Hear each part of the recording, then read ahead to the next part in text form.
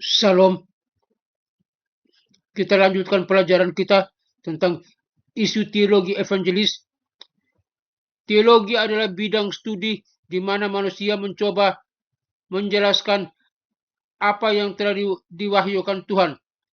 Fokus khusus teologi bervariasi, tergantung pada ruang lingkup bidang studi yang dituju.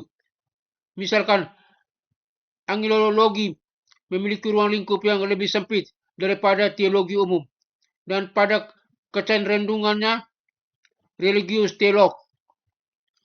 Teologi Katolik akan berbeda dengan teologi Protestan. Salah satu jenis teologi adalah teologi Injili, suatu studi tentang wahyu Allah dan dari perspektif Injili.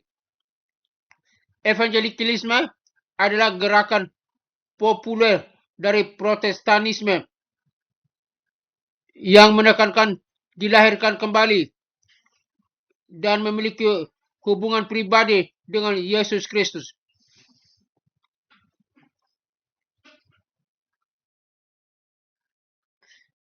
Kata Injili berasal dari kata Yunani yang diterjemahkan Injil atau kabar baik.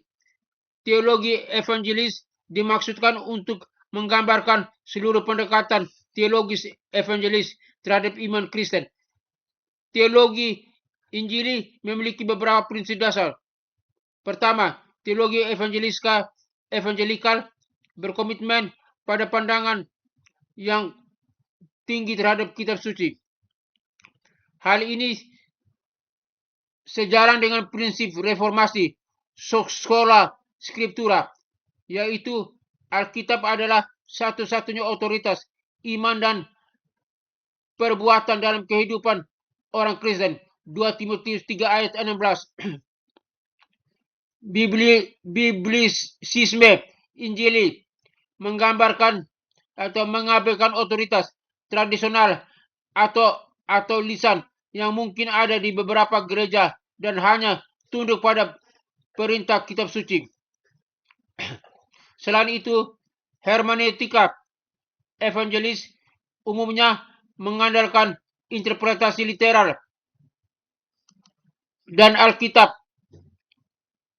Artinya, kaum Injili percaya bahwa Alkitab harus ditafsirkan secara harfiah, historis,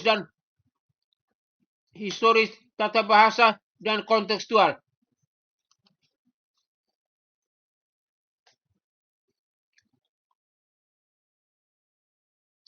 Kedua, teologi evangelikal sebagian besar didasarkan pada pendekatan individual terhadap iman Kristen. Kaum Injili sangat menekankan pada pertobatan individu dan mempertanggungjawabkan dalam iman. Menurut teologi evangelikal, setiap orang bertanggung jawab untuk membuat keputusannya sendiri untuk tunduk kepada Tuhan Yesus Kristus dalam keselamatan.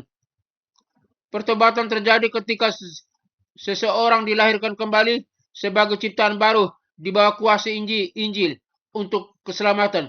Yohanes 1 ayat 12, Yohanes 3 ayat 3, dan Roma 1 ayat 16. Kelahiran baru terjadi secara individual dan bukan secara bersama-sama. Dengan kata lain, menjadi anggota gereja Injili tidak menyelamatkan seseorang. Setiap orang banyak menjalankan iman pribadi kepada Yesus.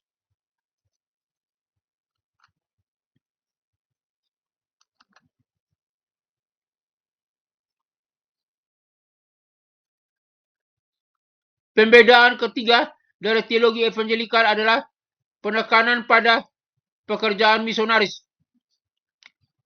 Sesuai dengan namanya, kaum Injili mempromosikan Injil dan telah bertanggung jawab atas banyak sekali misionaris yang berkeliling dunia untuk membagikan kabar baik tentang Yesus. Kaum Injili juga berupaya mempengaruhi budaya dan hukum, menganggap serius perintah Yesus untuk menjadi garam dan terang dunia. Matius 5 ayat 13 sampai 16. Perbedaan penting keempat dari teologi Injili adalah fokusnya pada esensi Injil, kematian dan kebangkitan Yesus. 1 Korintus 15 ayat 3-7. Bahwa dosa dunia telah dipaku di kayu salib bersama Yesus adalah hal yang paling penting dalam teologi Injili. Akibatnya, orang Kristen evangelis cenderung menetapkan standar moral dan etika yang tinggi serta menjalani kehidupan yang terpisah.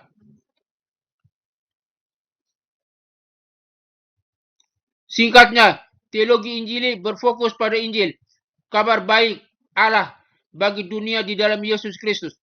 Kaum Injili percaya bahwa Alkitab adalah firman Allah yang cukup, terilhami, dan berwibawa, dan bahwa pesan mendasar dari firman itu adalah penyediaan keselamatan yang murah hati dari Allah melalui Putra Tunggalnya.